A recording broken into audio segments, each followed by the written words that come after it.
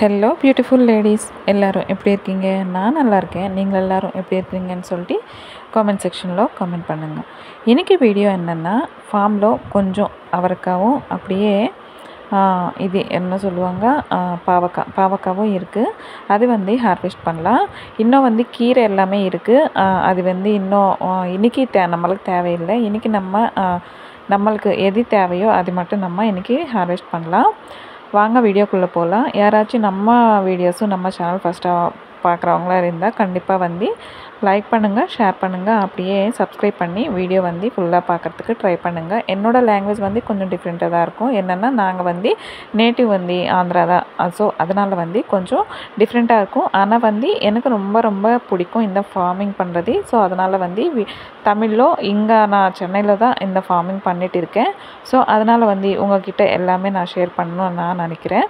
So அதனால் டிஃப்ரெண்ட்டாக இருந்தாலும் கொஞ்சம் உங்களுக்கு புரியிற மாதிரி வீடியோ எடுக்கிறதுக்கு நான் ட்ரை பண்ணுறேன். வாங்க வீடியோக்குள்ளே போயிடலாம். இந்தாங்க நல்லா நம்மளுக்கு அவரைக்காய் நல்லா வருது. இது பர்பிள் கலர் ஃப்ளவராக இருக்குது. ஒரு அவரைக்காய் டைப்பு இந்தாங்க நல்லா வந்திருக்கு. சீடு அவ்வளோ முத்தலை. ஆனால் இப்படி பறிச்சா தான் நம்மளுக்கு குழம்பு பொரியலுக்கு ரொம்ப டேஸ்ட்டாக இருக்கும். ஸோ அதனால் சீடு கொஞ்சம் சொல்லுவாங்க இல்லையா, மீடியம் வந்ததுக்கப்புறமா நாங்கள் பறிச்சிடுறோம். அவரைக்காய் மட்டும்தான் இப்போது வரைக்கும் துஃபானுக்கு அப்புறமா, அதான் விம்ஜம் துஃபானுக்கு அப்புறமா நம்மளுக்கு இந்த அவரைக்காய் மட்டும்தான் நல்லா ஹார்வெஸ்ட் எடுத்தோம். நாங்கள் இப்போ இது ஒரு 5-6 வாட்டி நாங்கள் இது ஹார்வெஸ்ட் எடுத்தோம். இந்த செடி கூட கொஞ்சம் டிஃப்ரெண்ட்டாக தான் இருக்குது. மேலே போக மாட்டேங்குது, கீழேயே ஒரு கும்பலாக வருது. அது ஒரு சந்தோஷம்தான். மேலே போனால் நம்மளுக்கு பறிக்க முடியாது இல்லையா. ஸோ அதனால் கீழேயே இருக்கிறதுனால எங்களுக்கு கொஞ்சம் சந்தோஷமாக இருக்குது. அப்படியே பறிக்கிறதுக்கு கொஞ்சம் ஈஸியாக தான் இருக்கும் ஹார்வெஸ்ட் பண்ணுறதுக்கும்.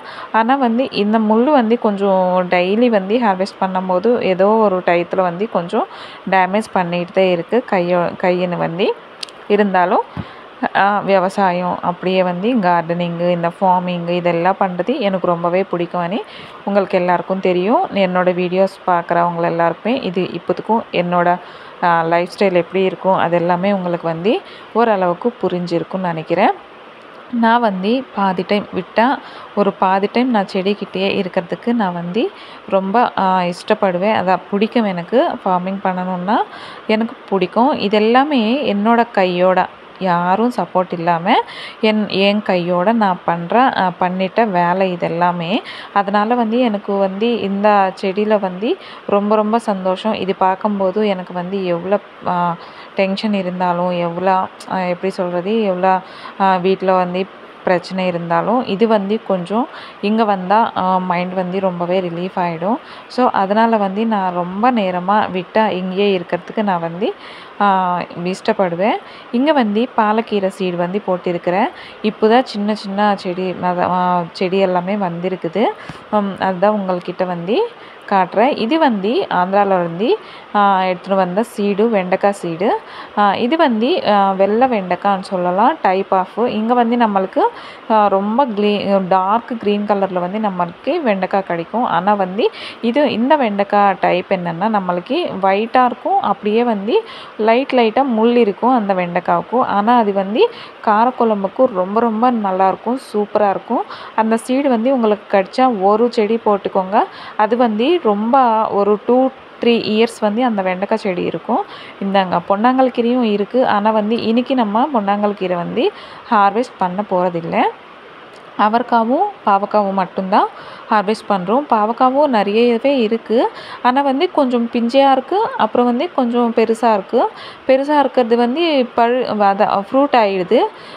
இந்த சின்ன காய் அப்படியே அது வந்ததுக்கப்புறம் தான் நம்ம ஹார்வெஸ்ட் பண்ணணும் அப்படின்னு சொல்லி ஒரு 7 காய் 5 காய் அப்படி இருந்தது. அது மட்டும் நாங்கள் பறித்து எடுத்துட்டோம். ஆனால் இன்னும் 2 டேஸ் வெயிட் பண்ணால் நம்மளுக்கு ஒரு 1/2 கிலோ மேலேயே நம்மளுக்கு பாவக்காய் கிடச்சிடும். அவ்வளோ வருது. பாவக்காவும் நல்லா தான் வருது. ஆனால் நான் எக்ஸ்பெக்ட் பண்ணுற மாதிரி செடி வரமாட்டேங்குது. எதுக்குன்னா அது நான் ரீசன் சொல்கிறேன். நான் எந்த கெமிக்கலும் எந்த மருந்தும் யூஸ் பண்ணுறதில்ல. அதனால் செடி ஒரு நேச்சுரலாக தான் வரட்டும் அப்படின்னு சொல்லி நம்ம விவசாயம் பண்ணுறோம் இல்லையா. ஆர்கானிக் ஃபார்மிங்னா அர்த்தமே அது. நம்மளுக்கு வந்து நிறைய ஹார்வெஸ்ட் எடுக்கணும், அப்படியே வந்து கெமிக்கல் வந்து யூஸ் பண்ணக்கூடாது. அது மாதிரி எப்படி நம்ம வந்து இந்த ஆர்கானிக் கார்டனிங் பண்ணணும் அப்படின்னு சொல்லி நம்ம செஞ்சால் தான் அதோட நம்ம வேலை கற்றுக்க முடியும் அப்படின்னு சொல்லி நான் கற்றுக்கிட்டேன். இப்போ வந்து நிறைய பேர் நிறைய ஹார்வெஸ்ட் எல்லாமே எடுக்கிறாங்க. ஆனால் வந்து நம்மளுக்கு ஏன்